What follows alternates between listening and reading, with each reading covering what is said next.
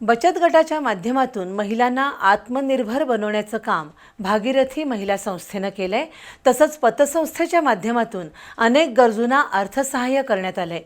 त्यांच्या कार्याची दखल घेऊन भागीरथी संस्थेच्या अध्यक्षा सौभाग्यवती अरुंधती महाडिक यांची महाराष्ट्र राज्य पतसंस्था फेडरेशनच्या अध्यक्षपदी निवड झाली आहे।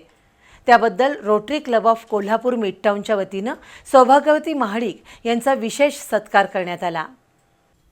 नेतृत्व आणि कर्तृत्वाच्या जोरावर विविध पदावर निवड झालेल्या रोटरी क्लब ऑफ कोल्हापूर मिडटाऊनमधील 5 सदस्यांचा सत्कार सोहळा नुकताच संपन्न झाला।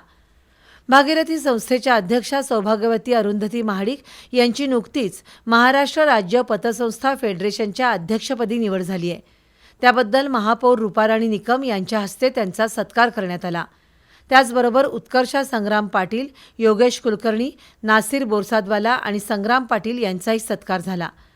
कोल्हापूर शहराच्या विकासासाठी रोटरी परिवाराकडून CSRच्या माध्यमातून निधी उपलब्ध व्हावा अशी अपेक्षा महापौर रूपाराणी निकम यांनी व्यक्त केली। बचत गटाच्या माध्यमातून महिलांना रोजगाराच्या संधी उपलब्ध करून दिल्यानं जिल्ह्यातील हजारो महिलांना स्वावलंबी बनवण्यात यश आलं। आता भागीरथी महिला पतसंस्थेच्या माध्यमातून महिला आणि लघु उद्योजकांना पाठबळ देण्यासाठी आपण काम करत आहोत, असं सौभाग्यवती अरुंधती महाडिक यांनी सांगितलं।